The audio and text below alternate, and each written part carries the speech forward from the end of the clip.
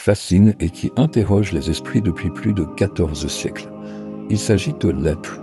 Des lettres, seules, comme ça, isolées, qui semblent flotter en silence juste avant le début du texte sacré. Prenez celle-ci par exemple. Alif, Lam, Mim. Voilà, 3 lettres de l'alphabet arabe. Elles sont récitées comme ça, lettre par lettre, sans jamais former un mot qu'on connaîtrait. Et bien sûr, ce ne sont pas les seuls.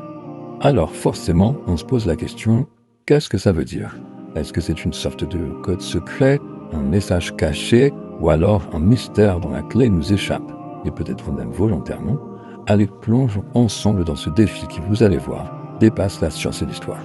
Ces combinaisons, on les appelle les lettres isolées, ou en arabe, muqattat.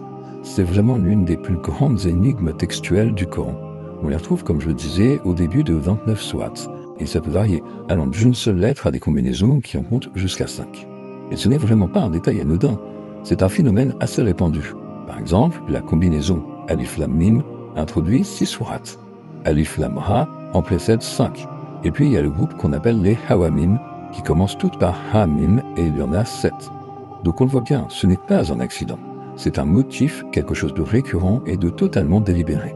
Bon, face à un tel mystère, l'une des toutes premières pistes qui a été explorée par les savants, c'est, les mathématiques. L'idée de base, c'est que ces lettres cachent en réalité des valeurs numériques, des sortes de codes secrets qui n'attendent qu'à être déchiffrés. Alors, pour bien comprendre ça, il faut avoir en tête le système Abjad. C'est une très ancienne méthode de numération où chaque lettre de l'alphabet arabe correspond à un nombre. Le A vaut 1, le P vaut 2, etc. Une fois armés de cet outil, beaucoup d'exégètes se sont lancés et ont tenté de percer le secret. Reprenons notre fameux Alif Lam Mim.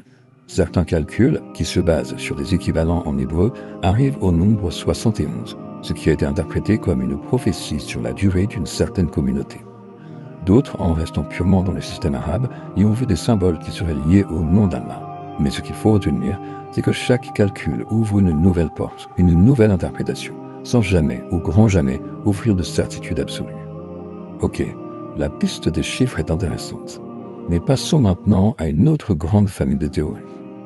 Et si ces lettres n'étaient pas du tout des nombres, mais des abréviations?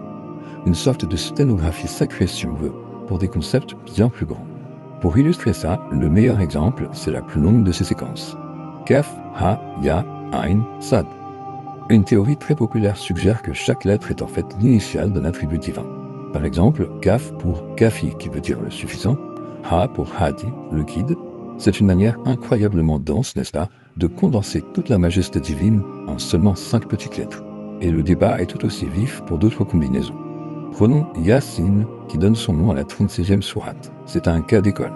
Pour beaucoup, c'est l'un des noms du prophète Mohammed lui-même, mais pour d'autres savants, il s'agirait d'une expression archaïque, une interpellation qui voudrait dire « ô homme ». On a donc 2 théories, 2 significations très profondes et, toujours, aucune conclusion définitive. Ici, et si on abordait le problème sous un angle complètement différent? Et si le but de ces lettres n'était pas d'être traduites, mais plutôt de transmettre un message par leur simple présence? C'est toute l'idée qui se cache derrière la théorie du défi linguistique.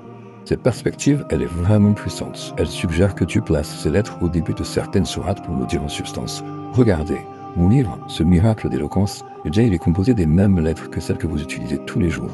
Alif, Lam, Mim. Si vous croyez que c'est une œuvre humaine, alors allez-y, essayez, avec ces mêmes briques de base, de produire ne serait-ce qu'un seul chapitre semblable. C'est un défi lancé à l'humanité tout entière. » Alors, on récapitule. Calcul numérique, abréviation divine, défi linguistique. Les théories sont nombreuses, elles sont brillantes, et pour tout dire, souvent contradictoires. La question qui se pose, c'est, après tout ce temps, où en est-on? Est-ce qu'on a enfin réussi à percer le code?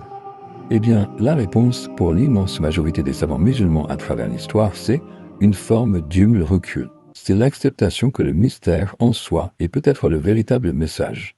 D'après cette vision, ces lettres ne sont pas un puzzle qu'on doit résoudre avec notre intelligence. Non, elles sont là pour nous rappeler les limites de notre savoir face à l'infini de la connaissance divine. Leur fonction, ce n'est pas de nous donner une réponse, mais de provoquer en nous l'émerveillement, l'humilité et d'inviter à la contemplation. C'est une idée qui résonne à travers les âges. Cette phrase, elle résume parfaitement cette position de prudence et de respect qu'ont adopté tant de commentateurs. C'est l'aveu que, face au divin, le savoir humain a ses frontières. Et attention, ce n'est pas juste une énigme religieuse, c'est un vrai défi pour nos disciplines modernes.